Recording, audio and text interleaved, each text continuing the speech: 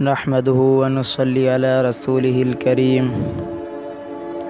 میرے قابل قدر دوستوں، بزرگوں اور بھائیوں،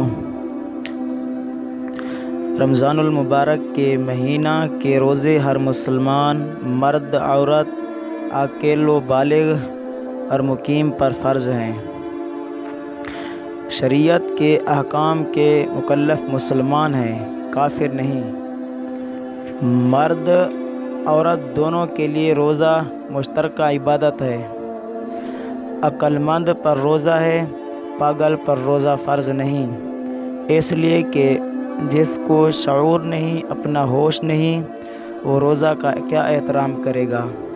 بالغ ہونا ضروری ہے، نابالغ کے لیے روزہ فرض نہیں، مگر سمجھدار نابالغ بچے کو ترغیب کے لیے روزہ کھلوانا چاہیے۔ مقیم پر روزہ فرض ہے۔ مسافر کو اگر وقت اور تکلیف ہو تو روزہ چھوڑنے کی اجازت ہے، اگر رکھے تو عزیمت اور فضیلت ہے۔ مسافر اگر چھوڑ دے تو بعد میں ادا ضرور کرے۔ نبی کریم صلی اللہ علیہ وسلم کا ارشاد ہے کہ جس نے رمضان المبارک کا ایک روزہ جان بوجھ کر چھوڑ دیا، اگر سارا زمانہ اس کی قضا کرتا رہے تو اس ایک روزہ کے اجر کو حاصل نہیں کر سکتا۔ عورت کو ایام ماہواری میں روزہ رکھنے کی اجازت نہیں، بعد میں قضا کرے، رمضان المبارک والا اجر ملے گا۔ ایسے ہی جس عورت کو بچہ جنم دینے کے بعد خون آتا ہے، ان دنوں میں بھی روزہ رکھنے کی اجازت نہیں، بعد میں روزہ رکھے۔ بھول کر روزے میں کچھ کھا پی لیا تو کوئی گناہ نہیں، بلکہ یہ اللہ کی طرف سے روزہ دار کی مہمانی ہے۔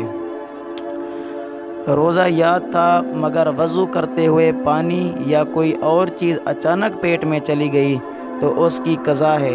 روزہ ٹوٹ گیا مگر یہ آدمی گنہگار نہ ہوگا، نہ ہی اس کے ذمہ اس کے کفارہ ہے۔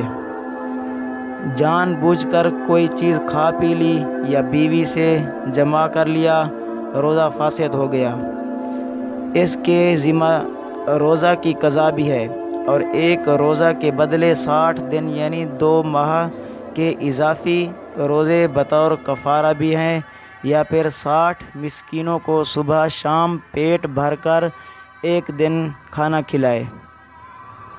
مسائل بہت ہیں، وقت کی قلت کی وجہ سے بات ختم کرتا ہوں۔ جن احباب کو مسائل کی ضرورت پیش آئے بعد میں رجوع کر لے۔ دلی دعا ہے اللہ تعالیٰ آنے والے مہمان ماہ رمضان کی عظمت و شان اور اس کی شان و آن کے مطابق اس کے احترام کی توفیق بخشے اور اس کی ساری بہاریں عطا کرے۔ محبوب صلی اللہ علیہ وسلم نے اس مبارک ماہ کی جو برکتیں بیان کی ہیں، اللہ تعالی ہم سب کو عطا کرے، آمین ثم آمین۔ وآخر دعوانا الحمد للہ رب العالمین۔